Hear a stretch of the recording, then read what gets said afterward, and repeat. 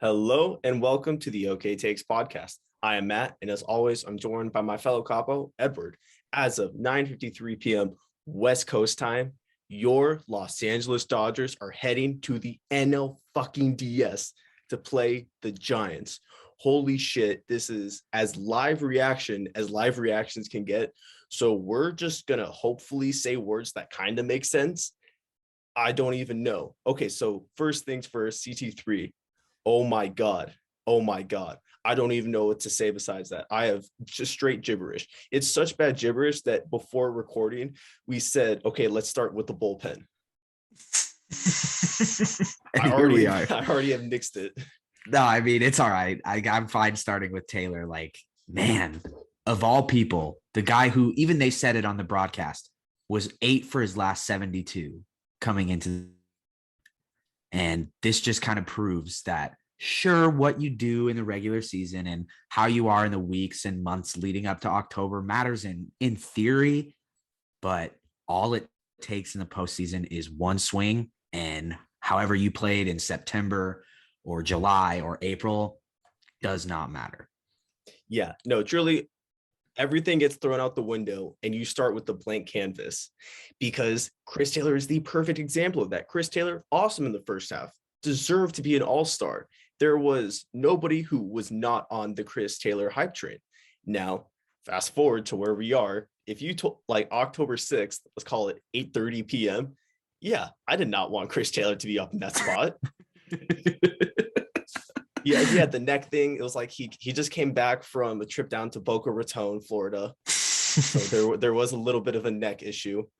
And oh my God, he delivered. He delivered. Thank you, Zach Lee.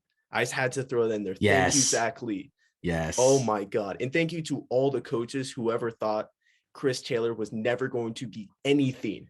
Anything. Thank you for driving that rage and spirit into him to become a fucking Los Angeles legend. Yeah. I mean, he looked like he channeled his inner pre-All-Star break Chris Taylor. Like this at bat was the epitome of the guy who carried us throughout the dog days of summer when Betts was hurt and when Turner was hurt and when Seager missed with a stint and it looked like we were out of it. He was the one. And it's just poetic justice that he was the guy who sends us to the NLDS against the Cardinals, against my probably third most hated team in baseball, only behind the Giants and the Astros. Mm-hmm. Like, I saw you tweeted this and I meant to reply. I flipped off the Cardinals players when they panned to the dugout and they were all sad. Like, fuck them. I don't care. And I know Matt Adams isn't on the team anymore, but fuck them. Yes. So I would like to say, 1, suck my dick to the spirit of Matt Adams. 2, suck my dick to Adam Wainwright. 3, suck my dick to Yadier Molina. And so suck my dick to Joe Kelly when he was on the Cardinals.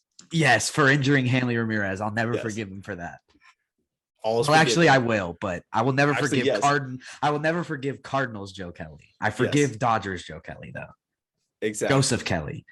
Exactly. Fuck you to all of you Cardinals who are on the teams from 2013 to 2016. Fuck all of you guys. So let's actually start there. Like, perfect bullpen. Yeah. So suck my dick to Joe Kelly. Jesus, there's like 7 suck my dicks in like 1 minute. But yes, but now I love Joe Kelly. I would do anything he wants from me. I would be his sex slave. I would let him put me ball and chain, tie me up, anything, because what he did tonight was give us back the momentum. We were talking about this before the show of my moment of the Dodgers got this in the bag potentially is the inning he gave to us after Scherzer exited the game. Yeah, I mean, that was huge from him. He's one of those guys where you can tell when he's off. Like immediately you can tell when he's off. And I think the first 2 pitches were strikes, and I think they were swinging strikes too. And so I was like, okay, he's locked in right now. Like, he's got us, and he shut it down. But the moment for me where I was like, okay, we're going to win this game was when it was Corey Knebel pitching. I think it was a 3-2 count. And Will Smith and him were talking, and like he called off everything that wasn't a curveball and then threw a curveball and got a swing and miss. And it was filthy. When Corey Knebel did that, I was like, yeah, we're winning this game. because I think each fan on their own, there was never a time where we thought the Cardinals would were going, like there was a time where we thought the Cardinals were going to win. But as the game crept on, like each person had that bullpen moment where it's like, okay, I have true faith that something good is going to happen and we're going to end up on top. And for me, that was Joe Kelly. We actually, never mind, scratch that. Mariachi Joe, Yes. Mariachi Joe. And then for you is Corey Knebel. But yeah, everybody had that little reaction. And then, okay, so on top of those guys, Brusdar Graterol, a 5-pitch inning. A 5-pitch inning, he got 2 outs with 3 pitches. And I mean, that's like Brusdar Graterol to a T, right? I mean, like he's either going to come in and have like a 5, 6, 7, 8 pitch inning, no runs, 3 quick outs, or he's going to give up. He's going to walk the first 2 batters and give up a 450-foot home run. Like there's no in between with him. And we got the good Brusdar tonight. We got Bazooka. Yep, we got the Bazooka. So we've oh my God, I don't even know what to think. As far as Brusdar goes, with him, it's like he's either going to get 2 dribblers and a strikeout, or like you said, a 500-foot moonshot off the roof of the stadium. Yeah, there's really no in between with him, and that's why he's so scary to watch, because you just don't know which one you're going to get. Because if he puts fastballs on the inside part of, or the inside part of the plate, then boom. Yeah, he's going to jam you. Yep. And you are going to be able to put nothing to the baseball. And it's going to be a weak fucking swing and bunt. Yeah, exactly. And I mean, Blake Trinan to give us what? Did he go 2 1/3 or 1 2/3? I believe 1 2/3. 1 2/3. Yeah. Okay. I mean, 34 or some odd pitches, like no runs, like, oh man, he was just absolute nails. Like that's the only word I can use to describe him, is just nails. He was awesome. Like that's it. Is that there's only one word: awesome, awesome, awesome, awesome. Because that's what it is. There's no other explanation. What we want from our closers is to be the shutdown guys. We want somebody to be the janitor. There's maybe a little bit of a mess, or there's not a mess, but we just sweep, clean shit up, and then that's it. And then they leave. They are just like trained hitmen. That's what the Dodgers bullpen was tonight. They were trained hitmen. You walk up, absolutely, don't even know they're there. Boom, you take a bullet to the back of the head. You're done. They leave. That's it. Absolutely. And I mean, I don't know if Dodgers Twitter has been talking about this since the end of the game. I've kind of been in a whirlwind since then. But one thing that I think is going a little overlooked and could be sneaky important, we didn't have to use Julio tonight. Like that is huge. He is now lined up to start game 2. And I think that's big, because I was an advocate for, if Scherzer pitches, if he struggles like he did tonight, I wanted Julio from the jump.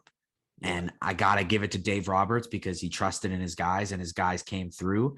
And now Julio is saved for the Giants with fresh legs, good amount of rest. But the whole time I was thinking, when are they going to go to Julio? When is it going to happen? And we didn't need him, because Trinan was nails. Knebel was nails. Kelly, like everyone came in and did their job.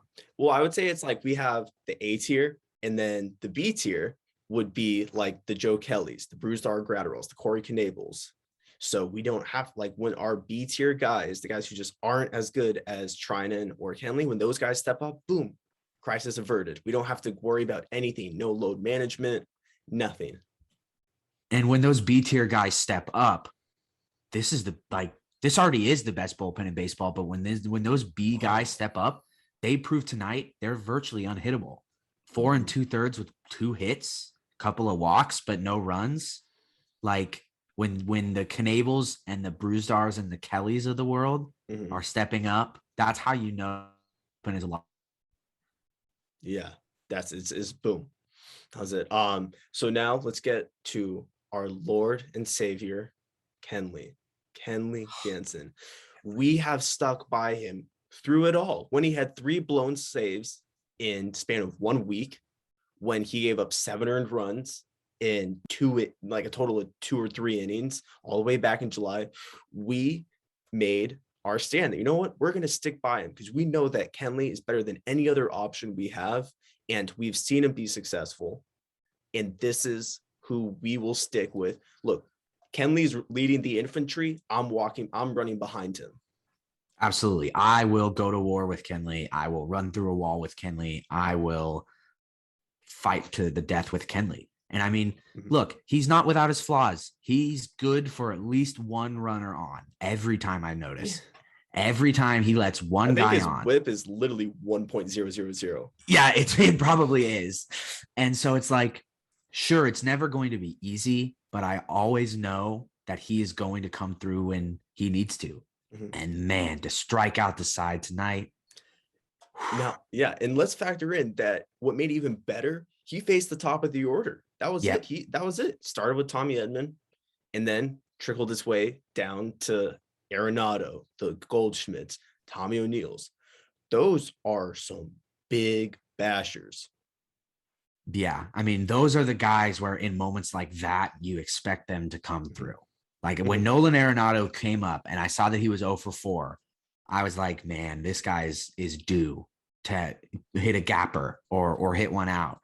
But Kenley just kind of overpowered him, and Kenley just did what he needed to do, man. Yeah. No, I mean, I'm jumping into Kenley's foxhole, and I'm coming in that hole so hard. I am.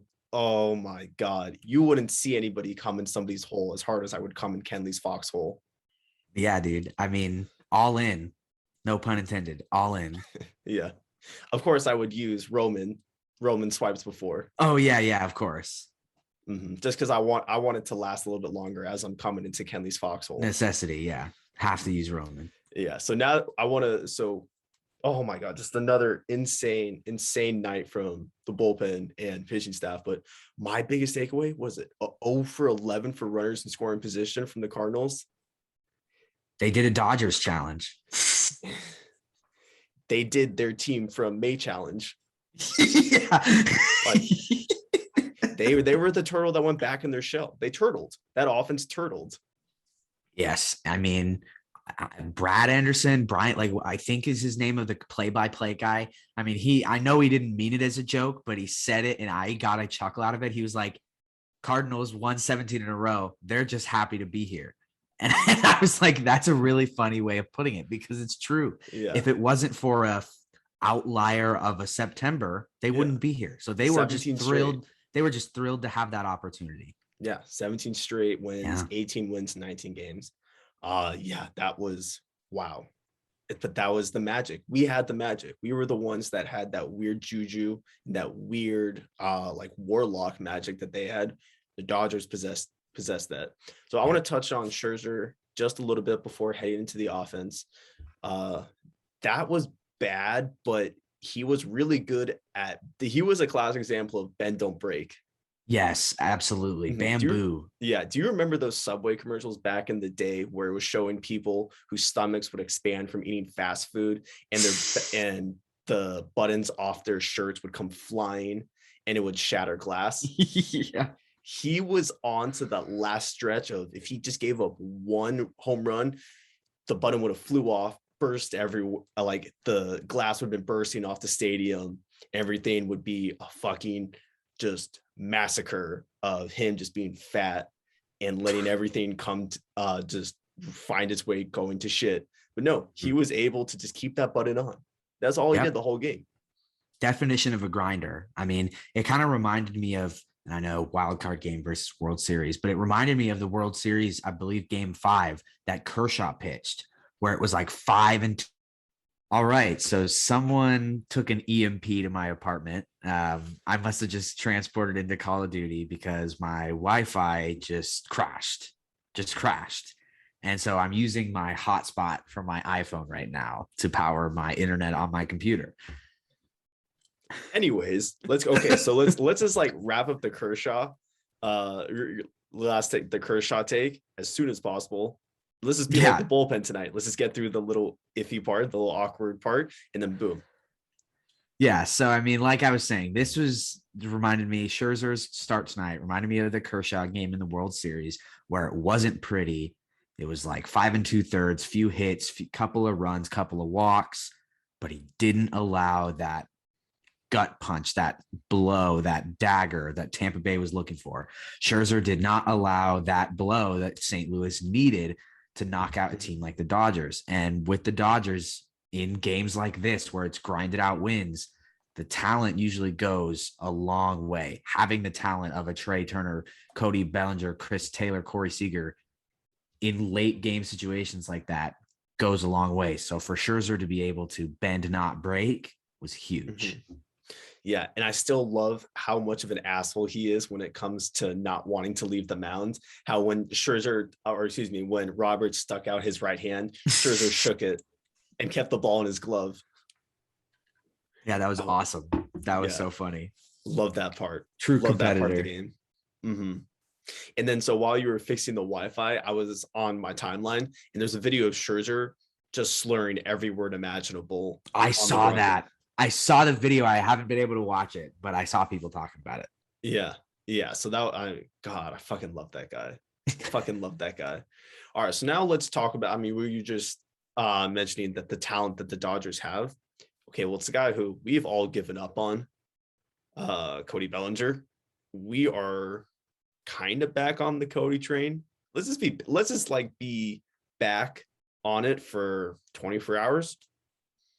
Look, I'm going to be 100% hours. honest. I'm back on the Cody train fully. Okay. 2 walks tonight and a hit and 2 fucking stolen bases. He does not steal a lot of bases. I've always been a person that thinks he should be stealing more. Like he does not. He should be a guy that gets 20 stolen bases a year. I'm going to say that because he is fast and he's got those long legs. He gets up the line so quick. He's got to be able to steal 20 or more bases a year. So to see him steal and I know it didn't really help because we never got hits, but like Chris Taylor obviously ended on a home run. So, but we never really drove him in from second on like singles. Still the aggression and the patience at the plate to draw 2 walks. I'm all in on Cody again. Yeah. That's the biggest part was drawing the walk in the first place. Yeah. And I just love how every single time the camera pans to him, it's always him just looking like the beginning of a BET movie where it's like, you're probably wondering about how I got here and got myself here in this situation. Yeah, he's the king of that. No, because after the slide, he was laying down for just a brief second. He just turns into Dory. It's like the Rich Hill picture from a few years ago when he was like trying to score from second and he just ended up laying flat on his back, arms and legs spread out, just like, how the hell did I get here? An actual baseball bat standing straight up in his they don't call him Dick Mountain for nothing. No. Yeah, that was insane by BELLI. It was just like a lot of insane, a lot of awesome, a lot of unbelievable, a lot of are you kidding me tonight? That you just need those vibes. You just need all those vibes going into the series against the Giants, because this is something you can build off of. If this was a game that ended, let's say 5-2 or like 4-1, that was, had scored in 2 or 3 innings early on and just kind of held it down. And there was never a moment of true playoff October atmosphere, just true pandemonium. Then I'll be like, okay, that was cool. That was a good win. But whoa. Look at us now. Yeah, and this kind of speaking on like building off momentum like this, I'm going to draw to the 2020 Dodgers again. It reminds me of the game against the Braves where they were down like 7-1. And then in the 9th, 8th and 9th innings, they put up 5 runs, pulled to within 1 run, even had the tying run 90 feet away. They lost that game, but the next day scored 11 runs in the first inning. So a walk-off win like this could be exactly what the team needs to build momentum, build off a crazy ending like this, and take it to those damn Giants. Yeah, no, that's a game that they were destined to lose. That game was supposed to be won by the Cardinals, and it wasn't even supposed to be close. The Cardinals get 2 or 3 hits, and if the Cardinals even have a home run, 1 home run throughout the entire game was like, okay, that was it. That would be it. Because the Cardinals' only run came in the first inning, I believe. Yeah, first inning. It was the pass ball or the wild pitch. Yes, exactly. Wasn't even a hit that scored a run. Yeah, they didn't. That's insane. The Cardinals didn't even register a single RBI. Yeah, but I'm not going to lie. There was a hit or there was an out by Yadier Molina that off the bat I thought was like absolutely torched. And I was Okay, like, yeah. oh dear God. And then it ended up just being an out, and the sigh of relief. We'll talk about like balls that I thought were absolutely crushed that ended up being outs. Pools. In the top of the ninth, I was like, oh my God, no way. Yeah, I was like, the Just there. storyline. No way. It's like beat writers would not know what to do with themselves. Yeah, dude. Jorge Castillo would have, dude, the LA Times would have been in shambles. Bill Plaschke, like Bill Plunkett. Yeah, they would have been lost. Yeah, none of them would have known what to do. So yeah, is there anything else? I'm forget. Oh, the jack in the box behind home plate for the first 2 innings. I don't know what the hell that was. Yeah, dude. What? And then he got moved. Like I think he was in somebody else's seat because and then they showed him in the next inning in like the reserve level. And I was like, what? How did we get there? Yeah, you got booted to Loge. I don't know what the fuck that was. That was so bizarre. And it's the one joke that I love seeing on my timeline tonight was imagine paying all that money just to sit behind the guy wearing a jacket, like it weren't sitting behind the mascot. Oh, that would have been. I would have probably been like, dude, take the hat off. I cannot see. I would have took it off for him and just exposed him to the world. Because I was studying his mannerisms, and I don't think he was a baseball fan. No shot. Because he would get really excited before the pitch and not after the pitch. It was this weird shit like that. I think we're officially a curb pod because I would love to see Larry David in that situation where he where he has to sit behind that fan. Oh, I just know what would happen. Yeah.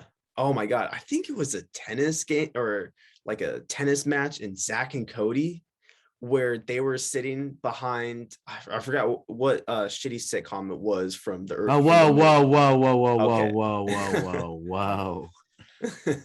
Okay, what Disney or Nickelodeon sitcom it was, but it was a similar situation where it might have been Hannah Montana.